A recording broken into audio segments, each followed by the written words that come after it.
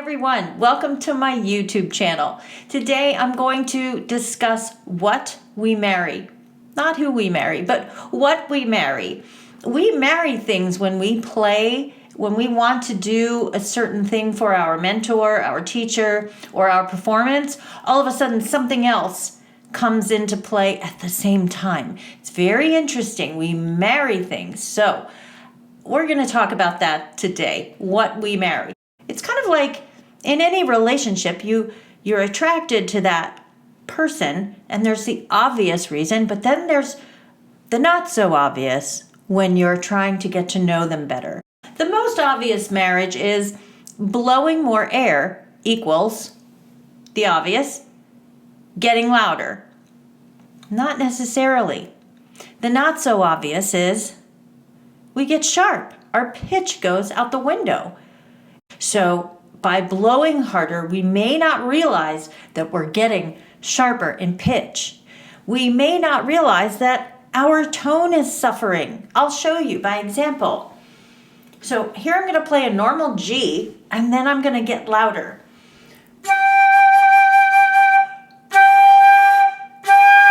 Did you notice? I got sharp, I lost all sense of sound, and you probably wouldn't want to listen anymore. So when your suggestion is to blow more, put more air in this instrument of physics, it's really important that you take the time to consider, is my sound better or worse? Is my pitch better or worse? And so I would say try using a vowel. The all vowel is really great when you put your tongue down. So did you notice my cheeks sympathetically opened? And I open my chest. I open or relax the throat. That's one of those amazing things that we marry when we blow harder. The next thing, blowing less.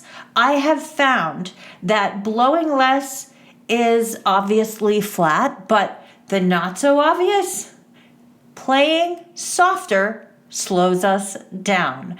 Any band director will tell you that. Play softer, but don't slow down. We don't use as much lip pressure when we play softly, so that's not good for tone either. Using less air leads to not as much delineation or kind of clarity in the articulation. And of course, there's not, I shouldn't say of course because we don't realize, we're not using as much diaphragmatic pressure. So blowing less would obviously get us flat.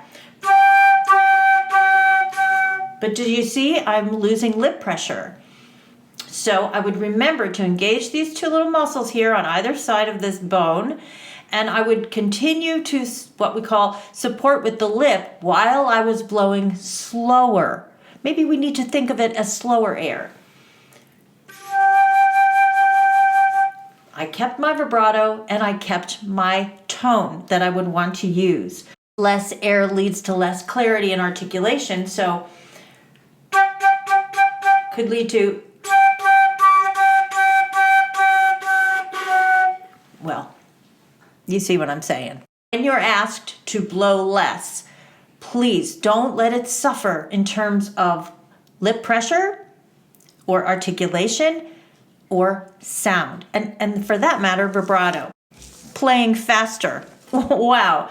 Obviously, we rush. That's pretty obvious. Go ahead and try it faster, but don't rush. Well, we're already playing fast. And if we were playing slowly at first and we're getting faster, aren't we really playing fast? We're actually playing faster than we want to. I don't know why, but we do that. Here's another thing we do when we try to play faster. We miss notes. We are not as diligent as we could be about the actual correct notes. And we want there to be truth in music. So when you're trying to play faster, don't miss the notes, right? Try and get all the notes. Now, not so obvious. We move our flute a lot. If you understand that stabilizing this tube will help you in playing faster. That's really the key right there. This is a tube that has to stay still when we play fast. So when I have a hard passage, I'm not going to be moving around a lot. I'm going to stay still. And as Taffanel said, tone comes from here. So I'm going to be giving really good connection to my instrument. And so often I see, oh my gosh, not only did my tone suffer, but I'm not sure if I played all the right notes. So be careful about playing faster and not missing the notes and moving the tube around. That's quite a marriage that we need to separate. All right, playing with a metronome. We go slower, right? That's obvious.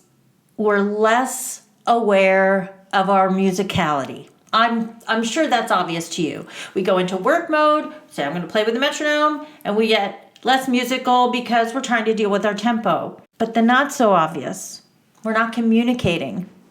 We don't look ahead. We get stuck with one tempo. And then as we progress, we get that tempo stuck in our head. My advice is vary the tempo that you practice with. When you practice, in work mode, go ahead and, as my teacher, Ms. Backstresser, would say, play slower than your tempo and faster than your tempo and your tempo, because at that point you'll realize, oh, I have to be musical again. Work mode does not equal non-musical. Try to be musical in the tempo of the work mode. Playing with the tuning drone. This is so much fun to witness how people marry the tuning tone with their regular tone all of a sudden. Obviously, we lose all vibrato when we're tuning. We go straight tone. But then this tuning tone seeps into our regular tone. I remember in one studio class, I asked this beautiful, beautiful player, what's going on with your sound? And this player said, I think I've been playing with the drone too long. I played with it all week, and I think it's seeped into my sound. Playing with a tuner should be separated. And then you're going to play in tune musically, right? You're going to mark that you need, just write vib for vibrato, to remind yourself, yes, I'm going for that note and I'm going to hit it in tune, but I'm also going to be musical about it. Articulation. This might be the number one marriage. And I know this is true about me. You will see me do this sometimes. If I have to articulate 4 notes that are marcato or heavily weighted, I will move my head. Why am I moving my head? Right? Why am I moving my head to use my tongue? Now, the not so obvious is that everything will move. And our notes will get dry and our tone will be destroyed by the tongue. The tongue is the enemy. I grew up kind of knowing that, but I didn't realize that it would make my head move. So also we play slower or faster with double tongue. So if we're double tonguing, all of a sudden we slow down or we speed up, and we need that separation here when we articulate, but not necessarily all the movements. So when I'm going, I don't need to move everything, okay? Like, it's even moving my entire setup here. I just need to move my tongue. So sometimes we marry movement of the flute, movement of the head to articulation. And the last 2 things, our hands. Our hands are very grippy, right? We love to grab the flute. So it's obvious that we grip. It's obvious when we are working with our hands and basically technique that we are going to be gripping. And I always go to the student and I make sure that their palms are relaxing. But the not so obvious to gripping is we lose our tone, and sometimes we even lose our lip pressure, right? So if we're going, I'm going to grip my hands. I lost everything.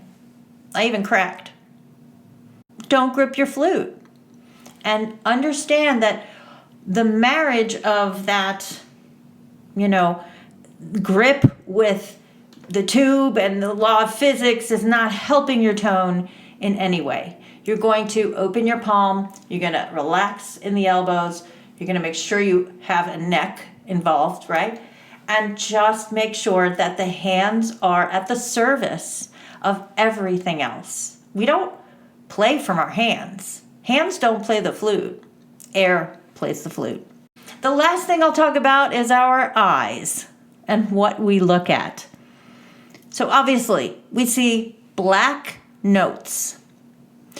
Black notes, lots of black notes. Oh, that must mean it's fast. Are you sure? What if it's in a slow tempo? A lot of people see a lot of notes and they freak out.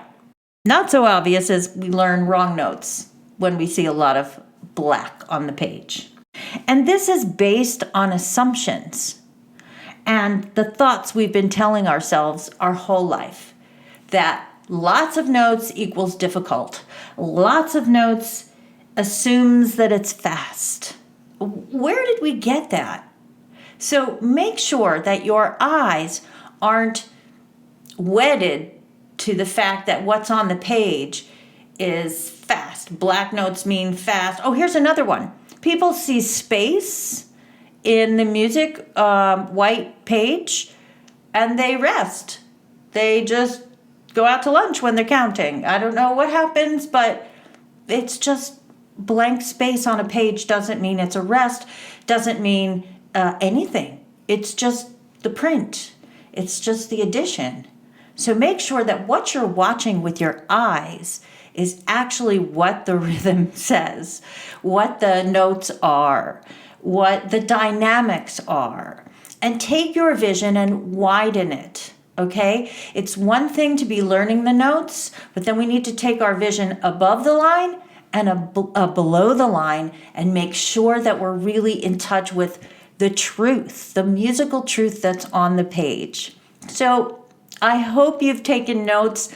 I know that it's been many years of teaching for me to understand that we marry a lot of things together. And I hope that I've helped you separate some of these concepts so that you will understand and not fall into the same trap.